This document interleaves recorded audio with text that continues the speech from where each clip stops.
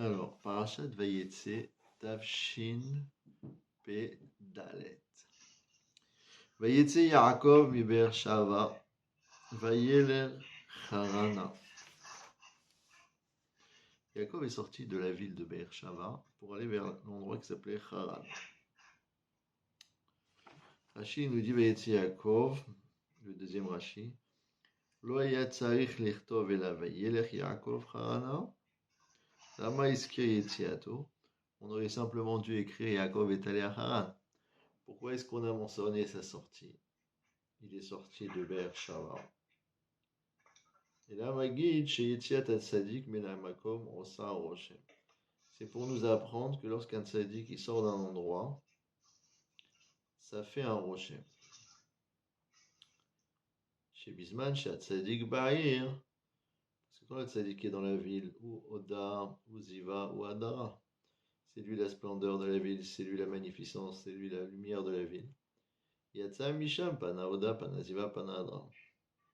Quand il sort, alors il y a un effet que ça s'en va, toutes ces maralot, tous ces niveaux supplémentaires qu'il y avait dans la ville par la présence du tzaddik.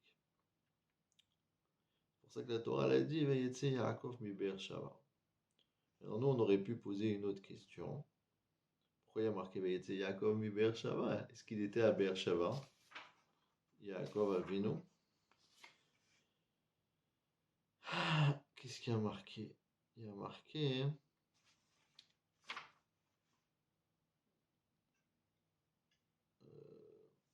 ויקרא יצחק אל יעקב, ויברך אותו, ויצווהו, ויאמר לו תיקח אישה מבנות כנען.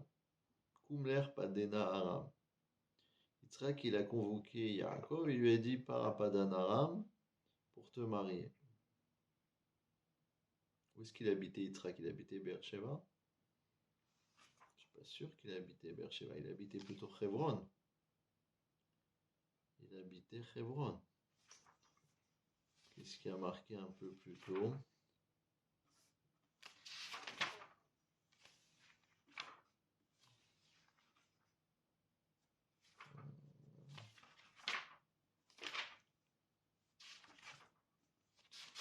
Il habite là où il a pris les brachot, c'est sûr que c'était à Hebron.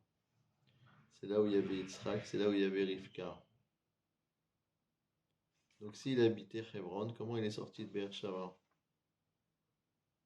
Donc s'il est sorti de Beersheba, la Torah elle doit nous le dire. Elle doit nous dire qu'il était sorti de Beersheba.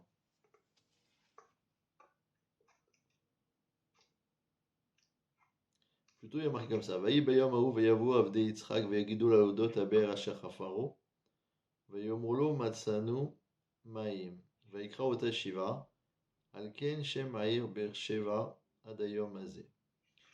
Donc ça veut dire quoi? Ça veut dire que Rashi et ce Midrash, ils pensent que Yitzhak il était installé à Beersheba. Et si on dit que Yitzhak il était installé à Hebron, alors la Torah elle a bien besoin de nous dire que Yetse Yaakov mi Be'er Shava. Et qu'est-ce qu'il faisait à Be'er Shava? Il a été prié là-bas. Midrash dit qu'il a été prendre la permission de sortir d'Eretz Israël et d'aller en Chutz La'aretz vers Haran. C'était la première fois qu'il sortait d'Eretz Israël. Il avait besoin de la permission. Bon. On va voir qu'avant de sortir d'Eretz Israël, il a quand même eu une vision quand il était à Luz, quand il était à Bethel ou à Moria d'après un Midrash.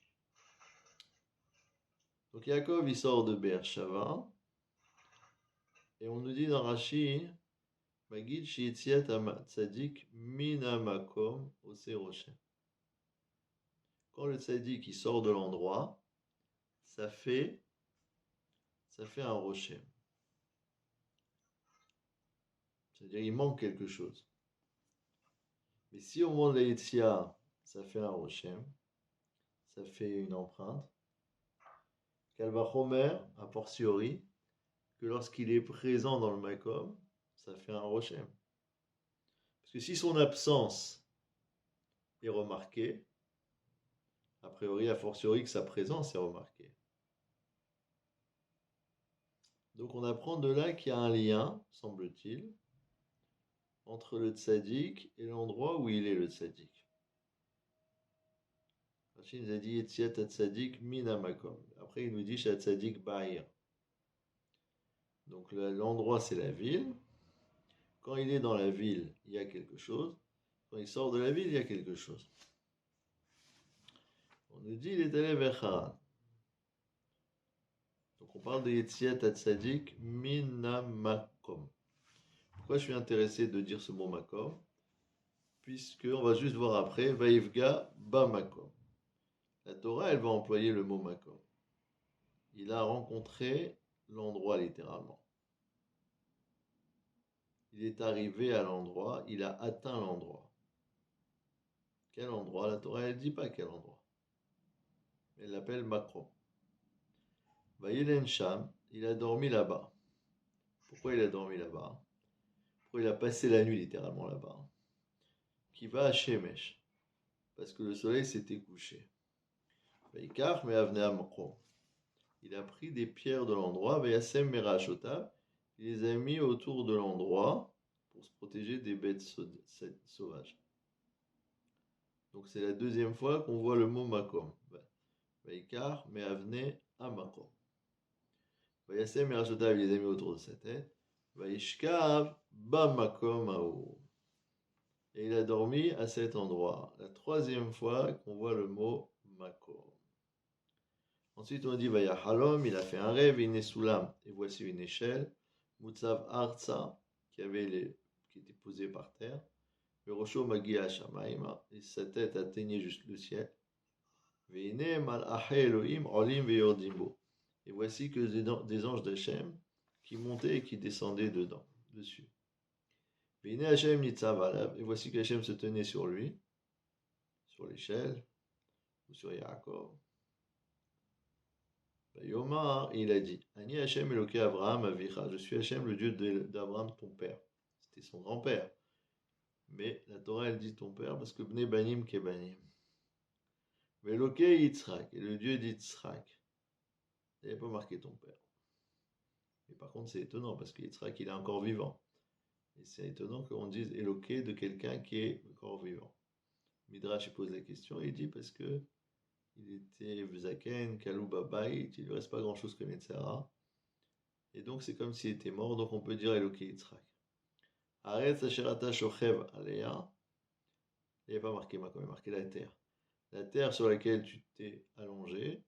Lecha et Tenena, je vais te la donner, ou Azaracha. Rachid dit quoi? C'est qu'un petit bout de terrain comme ça? Non. Parce que beaucoup il a plié toute la terre d'Eretz Israël sous Yaakov Avin. Veya Zaracha Kafar, arrête. Ta descendance sera comme la poussière de la terre, ou parasta yama vekedma vetzafona venigba. Tu vas t'éparpiller, t'étendre vers la mer, c'est à l'ouest, kedma c'est l'est, safona le nord, nigba le sud. Venivrechu becha kol mishpachat adama uzarecha. Seront bénis par toi toutes les familles de la terre et par ta descendance. Vehine anochi imach ushmarticha bechol asher telach. Je serai avec toi et je te garderai partout où tu iras. Vashivoticha la adamazot. Je te ramènerai dans cette terre-là.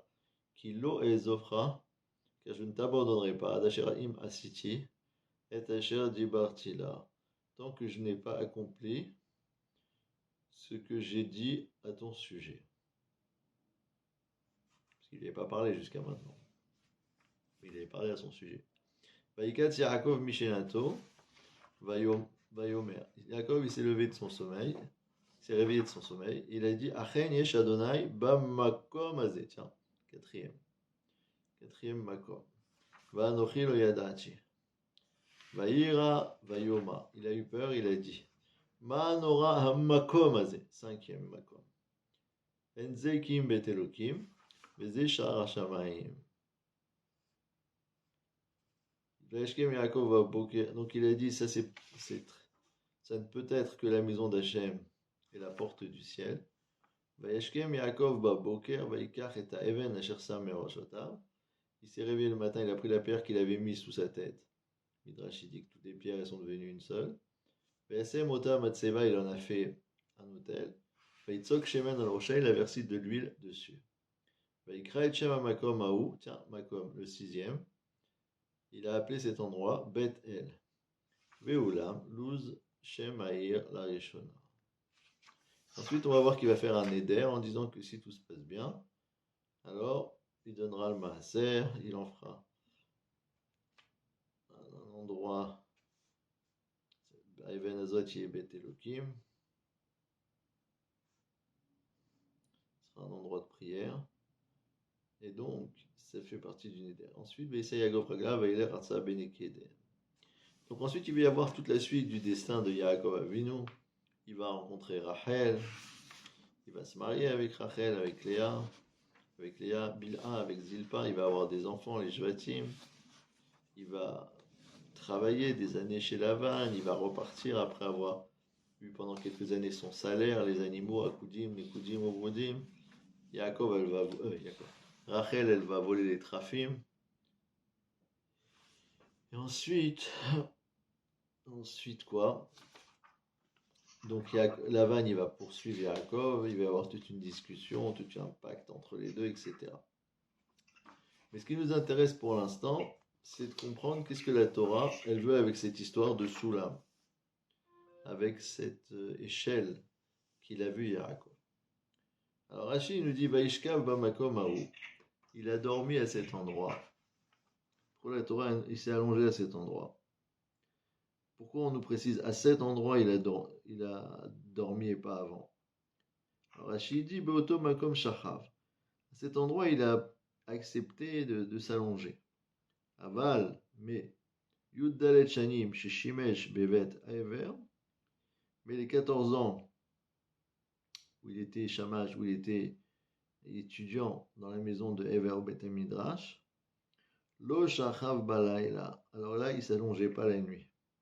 Shaya Osek Batora, parce qu'il étudiait la Torah.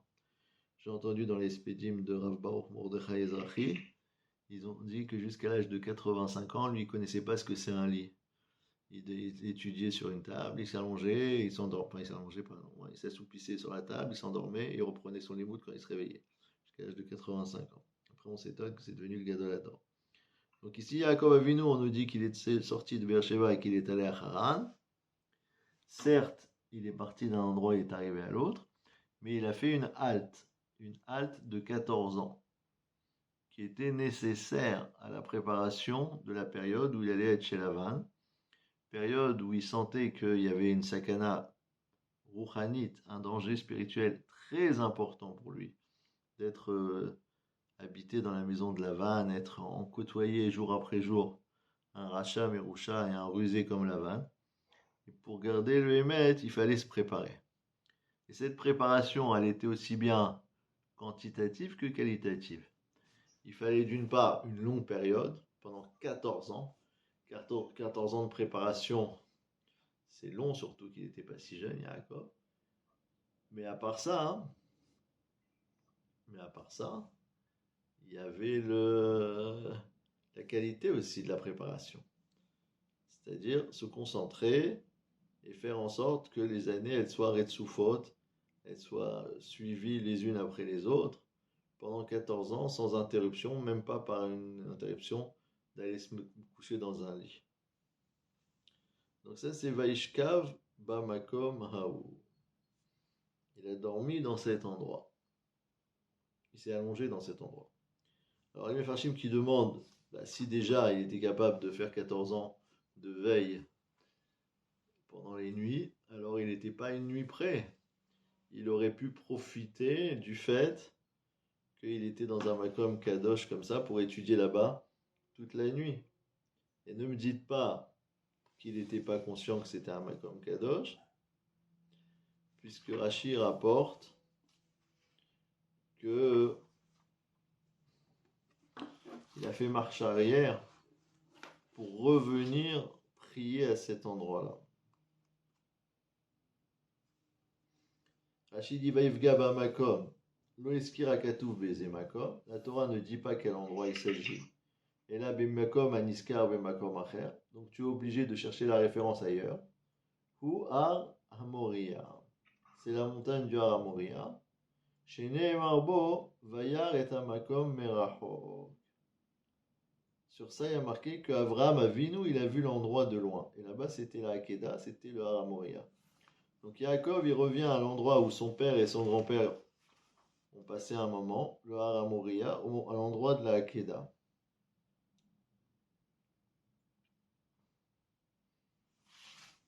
Où il est ce fameux Rashi qui nous dit qu'il a fait marche arrière.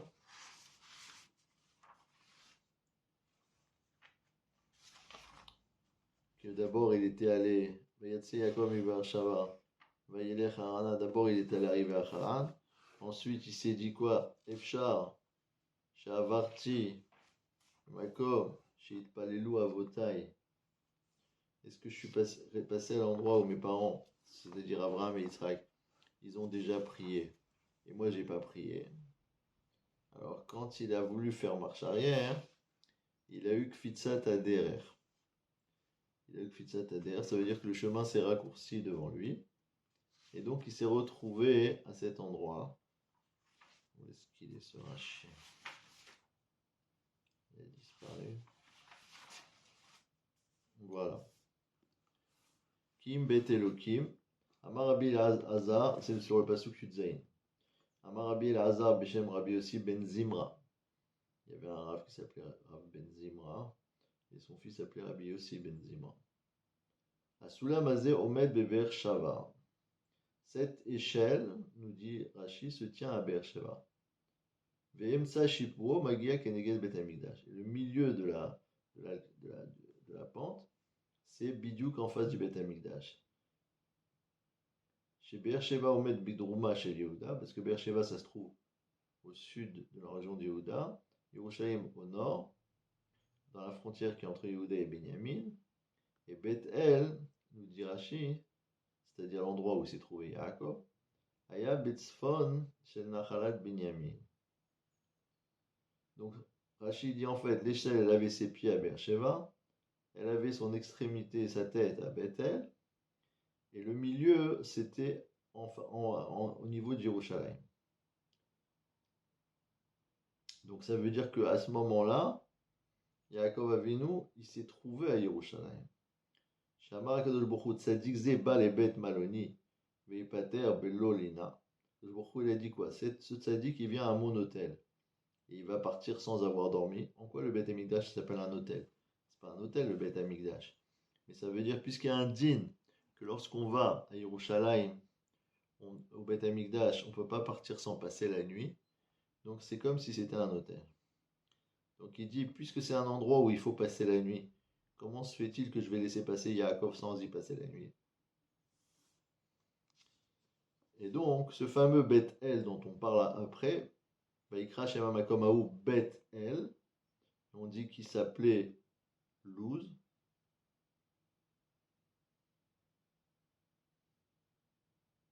Comment est marqué, comment c'est? Vodamru Yaakov Karo Yerushalayim Bet El, Vezo Luz I, Velo Yerushalayim. Donc lui, il a appelé Yerushalayim Bet El. Et ici, il n'était pas à Yerushalayim, nous dit Rashi. Lui, il était à Luz. Alors comment ça se passe? Comment on comprend? Yaakov Avinu, il va à un endroit qui va s'appeler Luz. Il va dire, je change cet endroit. Vaikra Shema Makomahu Bet Kel. Il a appelé la maison d'Hachem. Ok, avant c'était Luz, maintenant c'est la maison d'Hachem. Quel rapport avec Yerushalayim alors?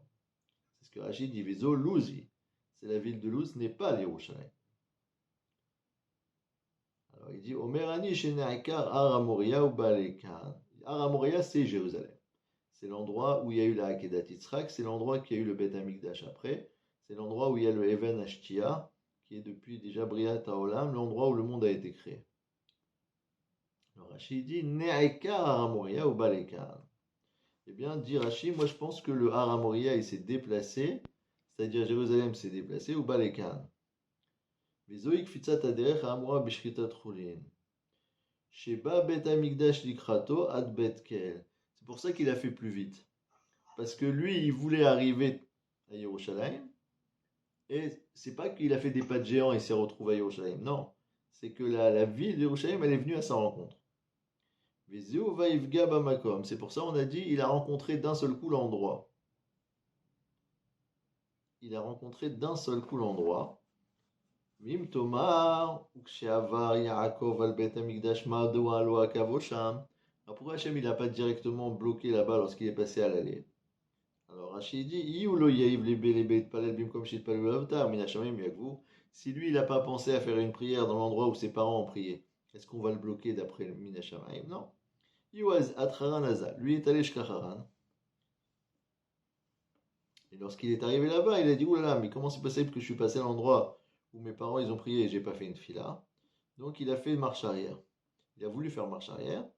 Donc il est retourné une partie du chemin jusqu'à Bethel. Il a eu cette fameuse Kfitzat Aderer, ça veut dire que Yerushalayim est arrivé à son endroit. Kitsour, ça veut dire que Yaakov Avinu, il savait parfaitement que cet endroit de Bethel, c'était un endroit où Yerushalayim l'a rencontré, l'a rattrapé, l'a rejoint. Et pourtant, Yaakov Avinu, il va dire lui-même, Ma nora amakom azeh, enze kim bet Elokim, veze shar hashamayim. Et Rachid va anochi le yadati. Moi, je ne savais pas. Je ne savais pas. Donc, il y avait une chose qu'il ne savait pas. Et Rachid dit, parce que si j'avais su, je n'aurais pas dormi là-bas. Bon. Mais Farshim, il demande, mais au fait, c'est vrai ça. Si on n'a pas le droit de dormir dans l'endroit du Beth Amikdash, comment ça se fait que Yaakov Avinu il a dormi? Parce qu'il ne savait pas. Oui, mais c'est Hachem qui a fait en sorte qu'il dorme là-bas, puisqu'il a fait coucher le soleil plus tôt. Donc Hachem, il a fait en sorte qu'il fasse une Avera? Non. Parce qu'à l'époque, il n'y avait pas encore le Issour de dormir à cet endroit. C'était pas assourd de dormir, c'était pas encore un digne de Beth Amikdash. C'était l'endroit qui allait devenir l'endroit du Beth Amikdash, mais pour l'instant, ce n'était pas l'endroit du Beth Amikdash.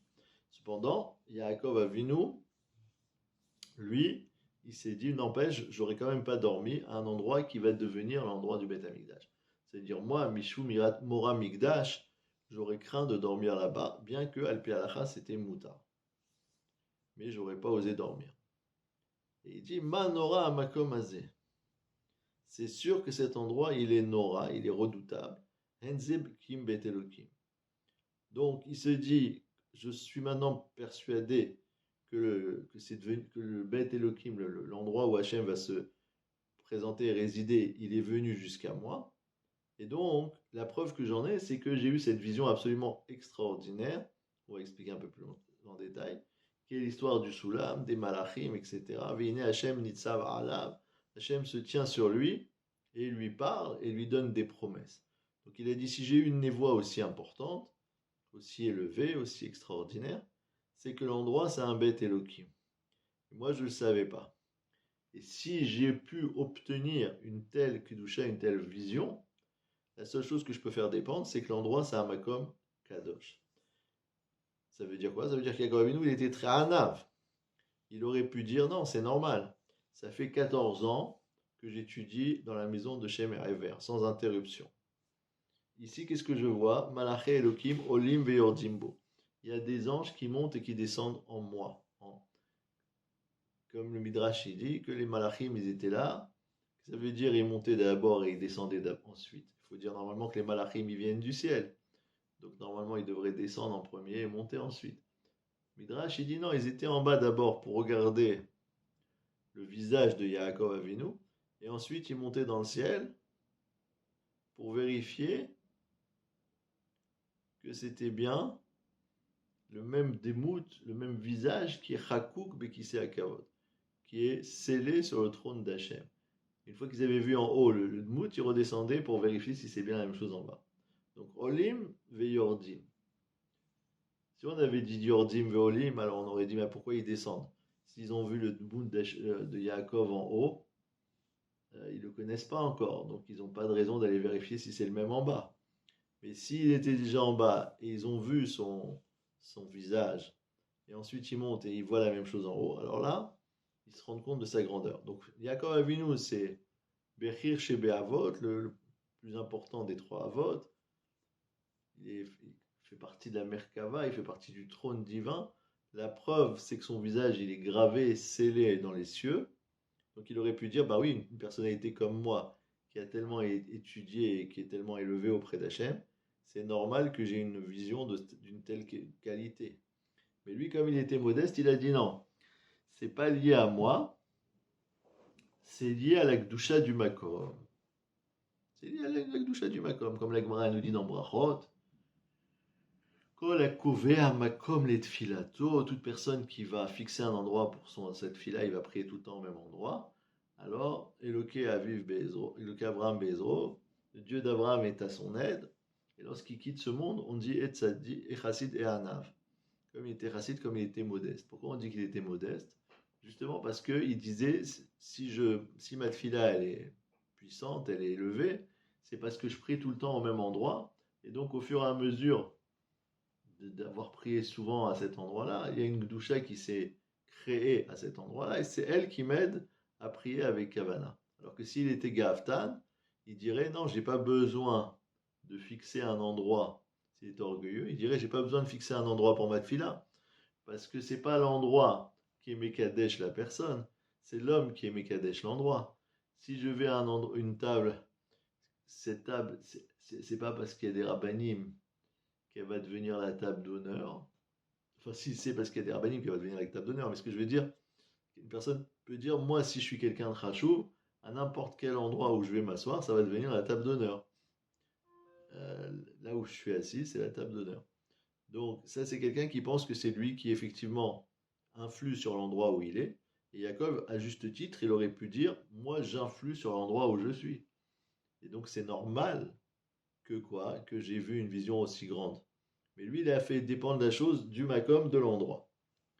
Donc nous, quand on a vu au début de la paracha Yetziat Tzadik, Mina Makom Oseroshem, c'est vrai que Yaakov Avinu, il a une influence sur l'endroit. Mais lui-même, en tant que Tzadik, en tant qu'Anav, il n'est pas obligé de proclamer cette chose-là, que c'est lui qui influe sur l'endroit.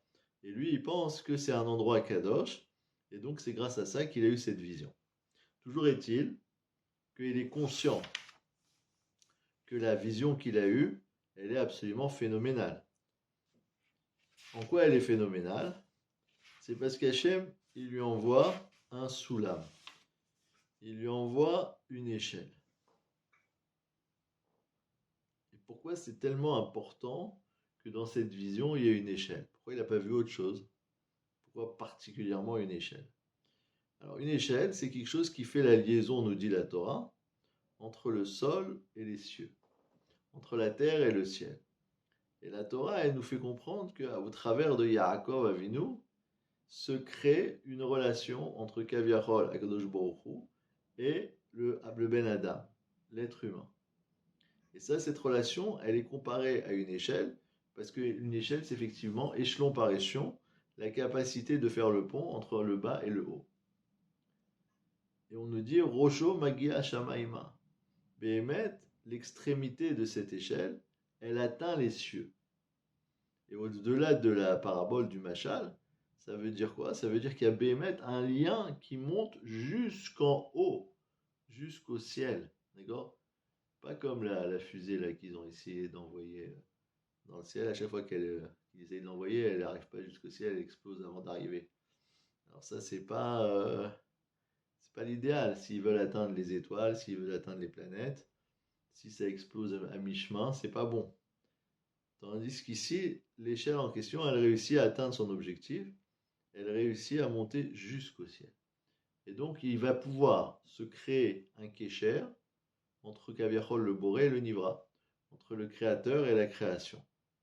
Et cette relation qui va exister pour Yaakov, qui est symbolisée par l'échelle, elle commence par Yaakov, mais elle va continuer par la descendance de Yaakov, par Vayazaracha Kecholeh. Vous voyez marqué là-bas. Kafar Aretz, tu auras beaucoup d'enfants, Paratzta, etc. Et Venivrechu Becha Kol Mishpechot Adama ou Bezaracha. Toutes les familles de la terre vont se revendiquer de la bracha de ta famille à toi. Ça veut dire que Be'etzem, dans le fond, le détenteur de la relation avec Elosh Baruch Hu, c'est le clan d'Israël. Ce sont les descendants de Yaakov. Et ce sont uniquement eux, et strictement eux, qui ont accès, Kaviachol, si on peut dire, à cette échelle qui permet aux Malachim de monter et de descendre. puisque eux, ils ont un lien avec le ciel, donc quand par exemple, ils vont faire la tfila, ils vont faire monter les malachim, les élever, par le biais de leur tfila. Ça, c'est quelque chose d'absolument extraordinaire. Donc c'est important d'avoir la kavana quand on fait la tfila, afin que chaque échelon de cette échelle soit solide et les malachim puissent s'appuyer sur cette échelle pour monter et pour redescendre. Et surtout pour monter. Parce que sinon, si la tfila est un peu faible, ils vont plus vite redescendre qu'ils ne vont monter.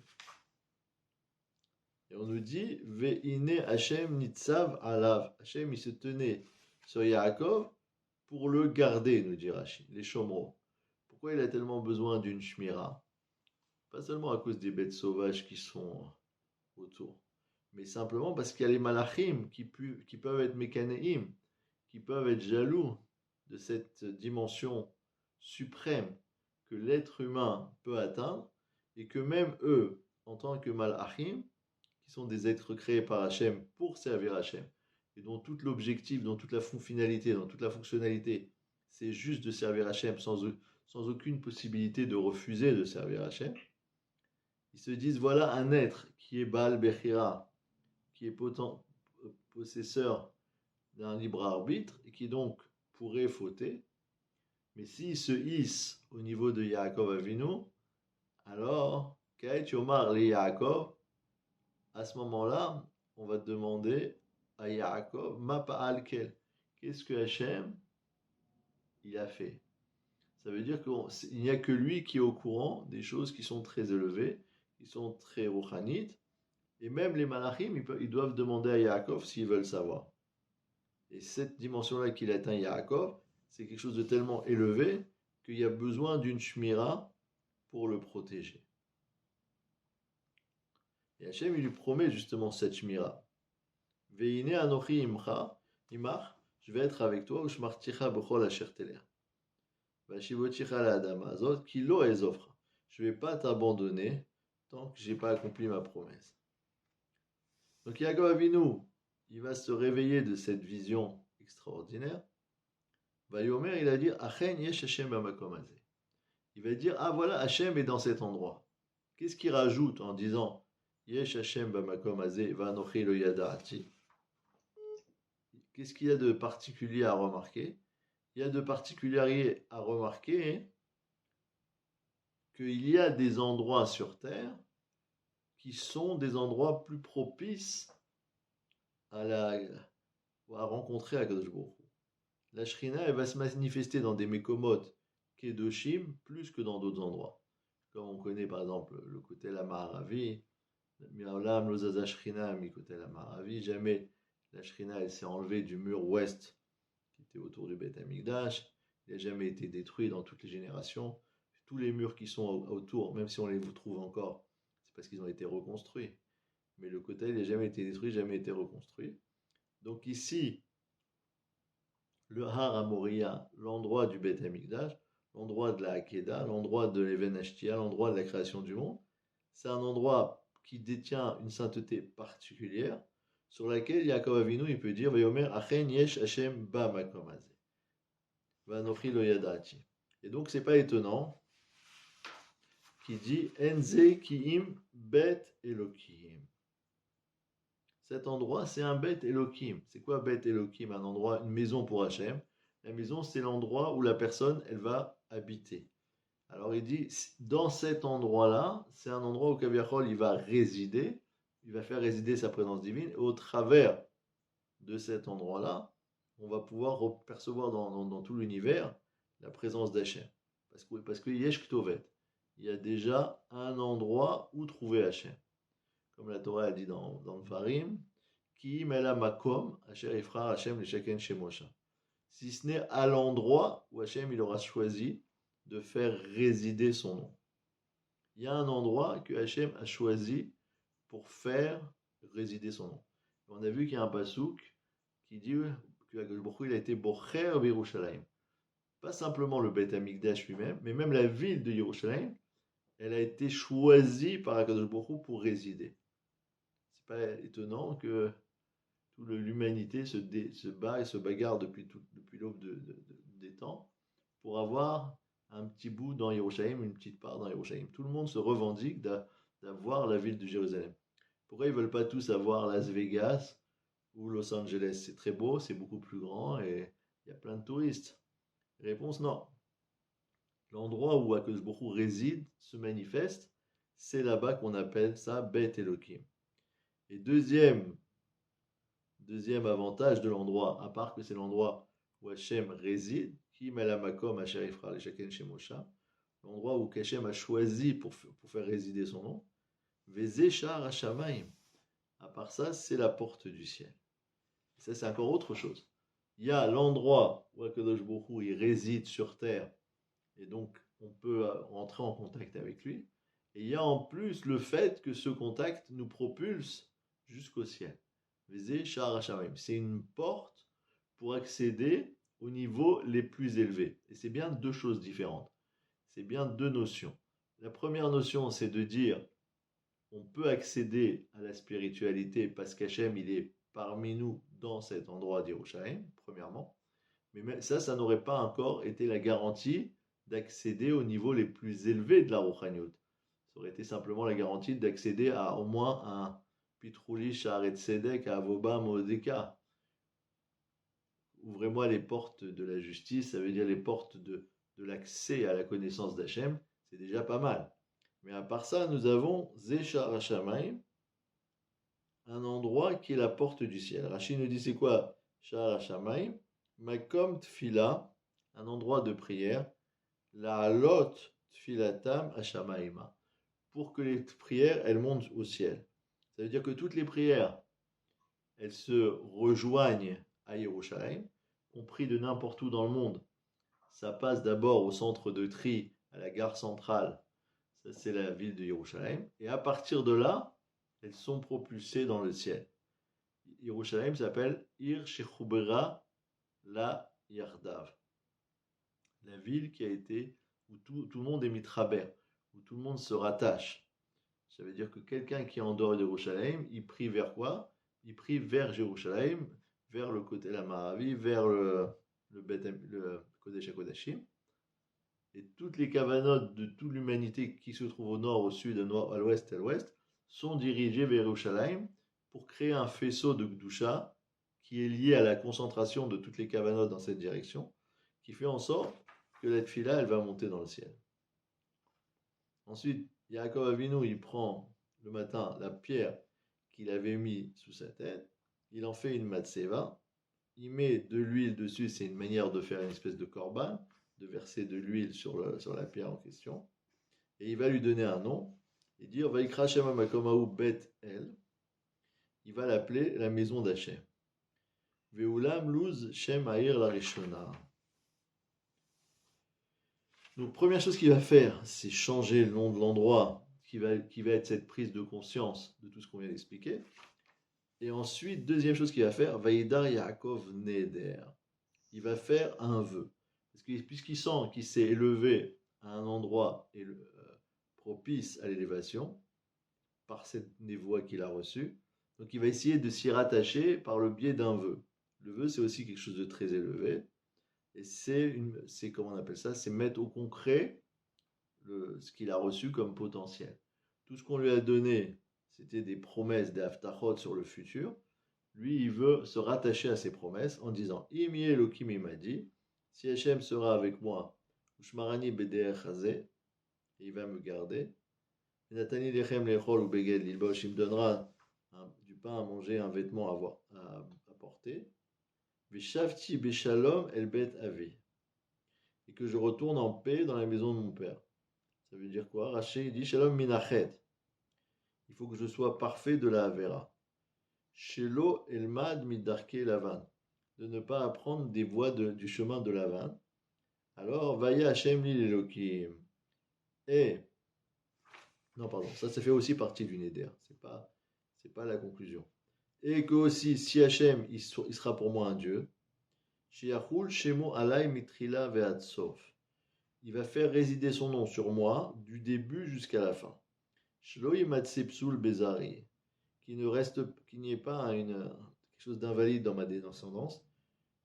Kemo she'amar asher dibarti la, ve'avtacha zo ivtiach le'Avraham, shenemar liot lecha Elokim uzarecha achecha. Parce qu'Avraham, il a reçu cette promesse que Hachem sera un Dieu pour lui et pour sa descendance après. Donc il dit,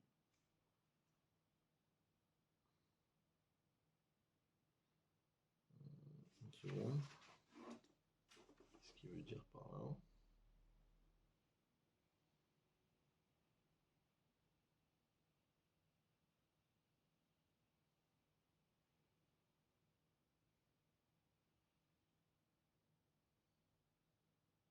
C'est ça. Il a dit, c'est en rapport avec ce qu'Hachem lui a dit.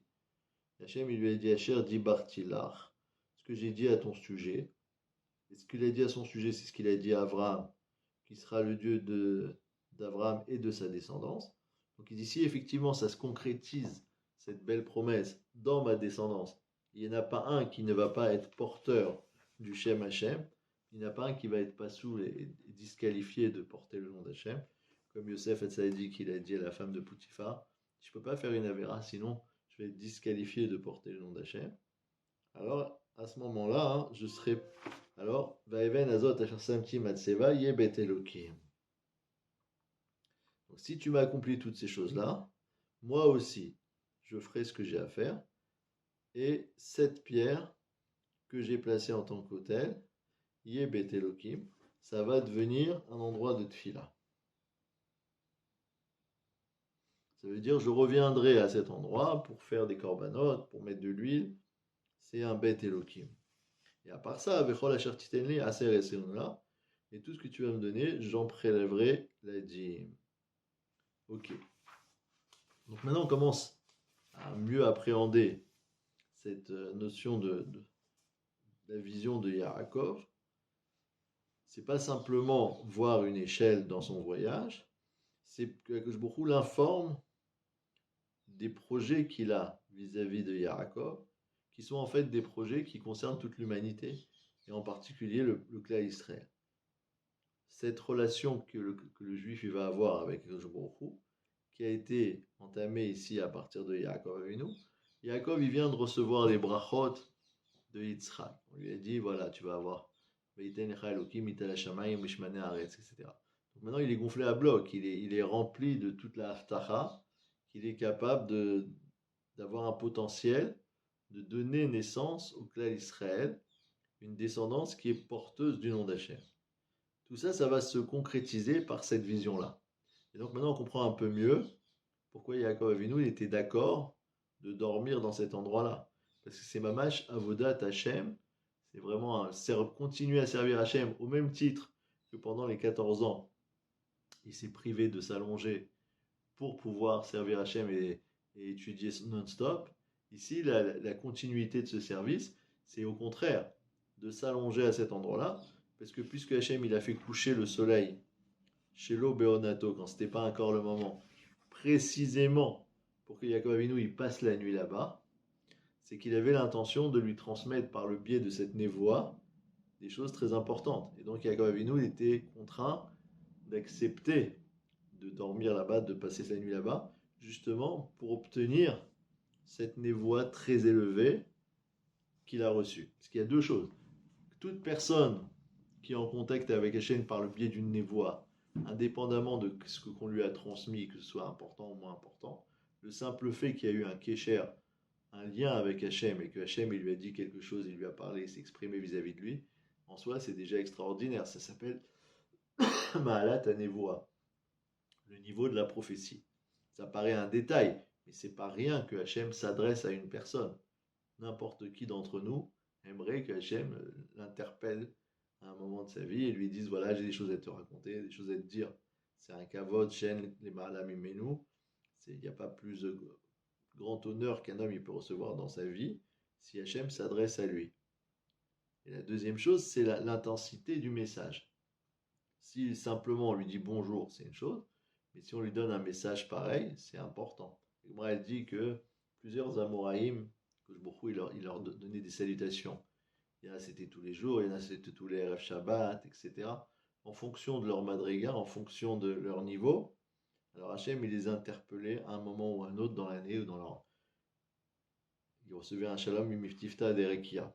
Est-ce que ça veut dire qu'ils entendaient une voix qui leur disait Shalom alecha abaye, ou bien tout simplement, une fois par semaine, ils avaient une plus grande conscience que Hachem s'occupe de ce qu'ils voyaient l'Ashgaha ein ba'in, vraiment de manière très nikeret, très visible.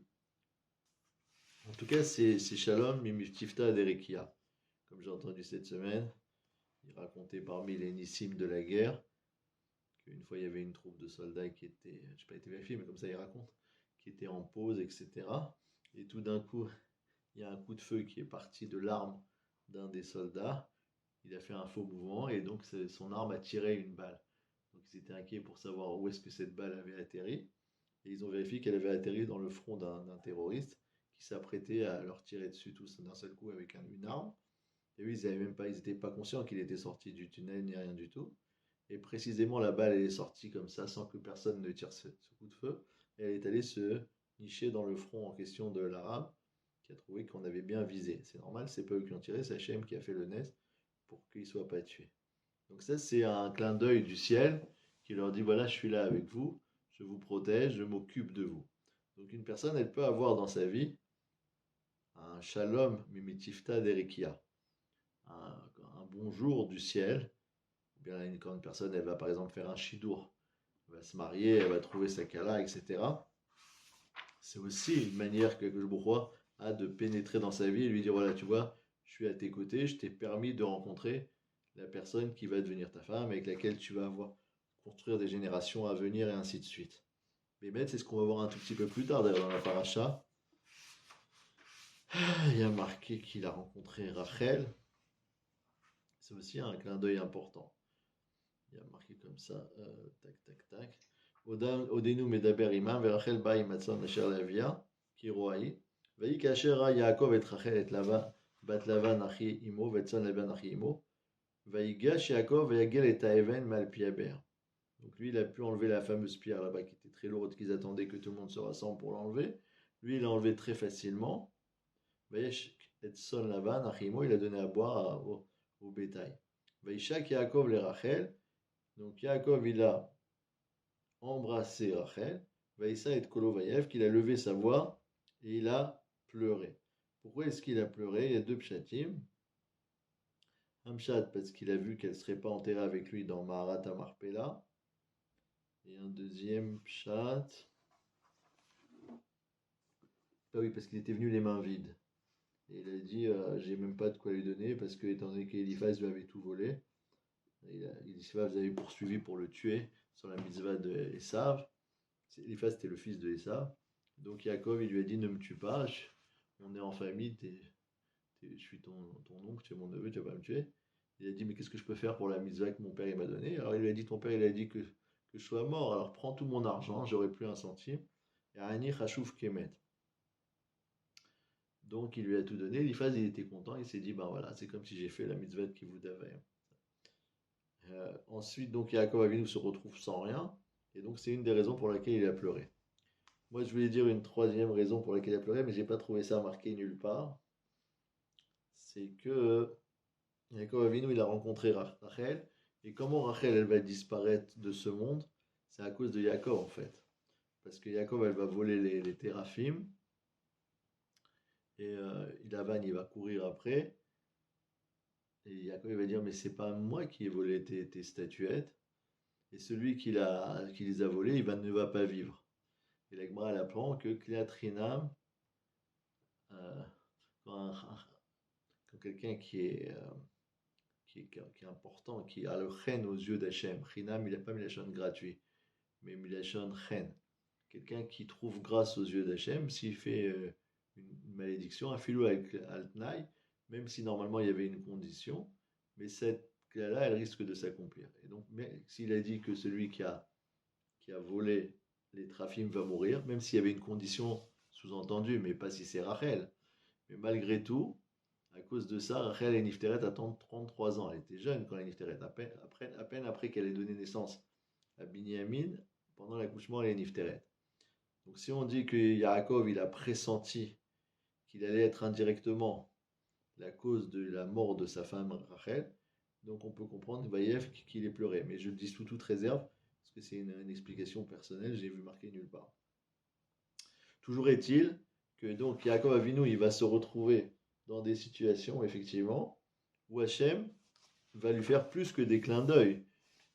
Parce que quand il va y avoir les animaux qu'il va vouloir prendre pour son salaire, en fonction des conditions que lui a donné Lavan, que ce soit les animaux tachetés, mouchetés ou quoi que ce soit, quand il va voir que tous les animaux qui vont naître, ils ont exactement les conditions en question requises pour que ça devienne dans son troupeau, et qu'au fur et à mesure où Lavan il va changer 100 fois les conditions du travail, et malgré tout, à chaque fois, les animaux ils vont naître exactement dans l'option qu'a donnée Lavan, sa nouvelle option. Si des animaux tachetés, ça va être des tachetés. Si des mouchetés, ça va être des mouchetés. Tous ceux qui vont naître, ils auront toujours les caractéristiques que Lavan a données pour que ça appartienne à Yaakov. Donc ça aussi, c'est une manière de voir que Hachem est avec lui. Et encore plus, quand il va faire un fameux rêve dans lequel il voit qu'effectivement, euh, il est aidé du ciel pour avoir les animaux en question. Donc Yaakov Avinu, il va rencontrer la Hashgacha Pratit d'Hachem tout au long de sa vie, aussi bien au niveau de ses Shidduchim, aussi bien au niveau de sa Parnassa, aussi bien à chaque instant, il va être accompagné par Akadosh Baruch Hu, mais ici, ça a une intensité beaucoup plus importante, puisque ici, c'est Mikoach HaNevoa, c'est Mikoach la prophétie Mamash, c'est pas simplement la Hashgacha Pratit dans la vie de tous les jours, c'est une vraie Nevoa, où Akadosh Baruch Hu, il lui apparaît, il lui fait savoir quel est son vrai niveau, comme quoi il a son dmout, son apparence qui est Chakuka, Bikise Akamod, ce qui signifie qu'il est l'être par excellence, qui est celui pour lequel on a créé le monde. C'est Yaakov Avinu, si son visage il est scellé dans le trône divin, ça veut dire que quand Akadosh Baruch Hu il a créé ce qu'on appelle Merkava, un trône, quelque chose qui est susceptible de recevoir sa présence sur terre, cette chose-là, ce n'est autre que Yaakov Avinu. C'est Yaakov le Beth Amikdash en question. Donc les deux dimensions, elles sont directement liées. Aussi bien Yaakov, aussi bien le Makom, l'endroit qui va devenir le Beth Amikdash, elles sont liées parce que les deux, c'est le Makom Ashra Tashrina. Et donc c'est plus étonnant que la Torah elle dise Vaivga Bamakom. Il a atteint l'endroit. D'un côté, on a l'impression que la Torah elle est floue, elle ne nous donne pas des informations suffisamment claires. Il a atteint l'endroit. Bah, quel endroit? Où il a atteint? Qui? Quoi? Réponse, mais non, au contraire, la Torah elle est extrêmement claire. Elle nous dit il y a un endroit qui s'appelle Makom, qui est mentionné ailleurs, qui est Yerushalayim, qui est Bet Elohim, qui est un endroit de résidence pour la présence divine, qui est Shar Hashamaim, qui est la possibilité de s'élever au plus haut niveau. Eh bien, qui est-ce qui lui-même est porteur de toutes ces dimensions? C'est Yaakov lui-même, Vaivga Bamakom. Il a atteint l'endroit. Il a atteint l'endroit. Et les Khamim, ils apprennent de là que Yaakov Avinu, il a été métaken, il a institué la tfila de Harvit, parce que le mot Pégia, c'est aussi tfila. Donc, c'est comme si on disait, il a prié Hachem, Vaivga Bamakom, et donc il a institué cette fameuse tfila Harvit qui est la plus compliquée, parce que Shacharit, c'est le matin, Mincha, c'est l'après-midi. Ce qu'on appelle matin et après-midi, ça veut dire soit quand c'est l'aube et que la lumière est la plus importante, soit quand c'est l'après-midi et que la lumière commence à diminuer. Dans tous ces deux moments-là, on peut quand même atteindre Hachem, mais lui, il a réussi à permettre au clan Israël de s'attacher à Gzbochou, même dans l'Aïla, dans ce qui s'appelle la nuit, ce qui est l'obscurité, qui est le rocher, qui est quand il y a des tsarot, quand il y a des difficultés. Et malgré tout, par le biais de Yaakov Avinu, on peut s'attacher à Akadosh Baruch Hu aussi. Tfilat Arvit Reshut, certes. La prière d'Arvit, c'est facultatif parce que c'est pas tout le monde qui arrive à s'attacher à Hachem dans les difficultés, dans les souffrances. Mais il y a cette potentialité, au travers de Yaakov, de s'attacher à Hachem dans toutes les situations, même dans une situation qui ressemble à Arvit. Et ça, c'est lié au fait que justement, il est Merkava Lashrina, il est porteur de la présence divine sur terre, qui fait que, quelle que soit la situation, que ce soit Lavan, que ce soit Esav, que ce soit toutes les tsarot, que ce soit avec Dina, que ce soit avec ci et ça. Chaque fois qu'il a des problématiques, c'est vrai que c'est des nisyonotes, mais ça l'empêche pas de rester attaché à Kadosh Baruch Hu en permanence. Et comme on va voir un peu plus tard, lorsqu'est arrivée l'histoire de Dina, il s'est rendu compte juste après qu'il avait du retard sur son éder. Et donc, dès que ça s'est terminé, il a dit: je sais pourquoi c'est arrivé ça, c'est parce que j'ai traîné à accomplir mon vœu. Et il est vite parti accomplir son vœu en question. Donc, ça veut dire qu'il est vite reparti au shoresh, à la racine de cette présence d'Hachem en lui, qui elle est porteuse de toutes les bénédictions. Et il est conscient que s'il s'en éloigne un temps soit peu, alors il est en danger et il lui arrive des fois des problématiques, des souffrances qui sont liées au fait qu'il perd cette dimension d'attache avec Akadosh Baruch Hu, qui est la sienne. Et donc c'est à celle-ci qu'il a voulu s'attacher immédiatement par le biais d'une éder, en disant: moi je vais faire de mon côté les efforts maximaux pour ne pas quitter cette madriga-là et revenir au plus tôt possible dans cet endroit en tant que Beth Elohim. Donc ça reste pour nous un maftéa sur le rôle du clan Israël qui est descendant de Yaakov, ce kécher qu'on a, nous, avec Eretz Israël, avec Yerushalayim, avec le Beth Amikdash, c'est pas par hasard. Ça date déjà de l'époque de Yaakov Avinu, de Vaivga Bamakom. Parce que plus on est attaché au Beth Amikdash, plus on est attaché à cette dimension d'Yerushalayim, et plus on est élevé nous-mêmes, et plus on est proche de ce Shara Shamayim. Et inversement, lorsqu'il y a le Chorban, c'est le Chorban de quoi? La destruction d'Yerushalayim. Pourquoi on ne parle pas seulement du Chorban Beth Amikdash, mais aussi du Chorban d'Yerushalayim, comme on a dit tout à l'heure? Parce que Baruch Hu, il a choisi Yerushalayim. Il n'a pas simplement choisi le Beth Amikdash, il a choisi aussi Yerushalayim. Donc si Yerushalayim cédait Techerash, elle a été labourée comme un champ, c'est pas bon. Parce que ça fait partie des choses qui ont été choisies comme endroit par Akadosh Baruch Hu pour faire résider sa Shrina sur terre. Donc ça, c'est la dimension de toutes les choses qui sont Kodesh pour le clan d'Israël. Et Yaakov Avinu, il en était bien conscient. Il était bien conscient de sa responsabilité. Et c'est pour ça que quand il a rencontré Rachel, comme on va vu dans la suite de la paracha, il a vu une personne qui était d'une tellement grande kedusha, qui s'est tout de suite mis à pleurer en disant: c'est Chaval qu'elle ne va pas être enterrée avec lui. Mais d'un autre côté, ça montre la madriga. C'est dommage qu'elle ne va pas être enterrée avec lui. Mais d'un autre côté, ça montre le niveau de Rachel, qui justement, si elle n'a pas été enterrée avec Yaakov, c'est qu'elle puisse être sur le chemin à Bethléem, le chemin de la Galoute, quand ils vont passer par là-bas, les Bnei Israël, qu'elle puisse pleurer et prier pour eux en disant qu'ils sortent de la Galoute. Donc Rachel aussi, elle a cette dimension d'attache à Kadosh Baruch Hu très élevée. Ce n'est pas le moment d'en parler maintenant. Voilà, donc ça, c'est quelques lignes de réflexion qu'on peut avoir sur cette paracha de Vayetse Yaakov et de la répétition à chaque fois du mot Makom qui nous fait allusion à cette kedusha qui existe dans l'espace, qui devient un endroit où on peut recevoir la présence d'Hachem. Shabbat Shalom. Merci beaucoup, magnifique. Merci.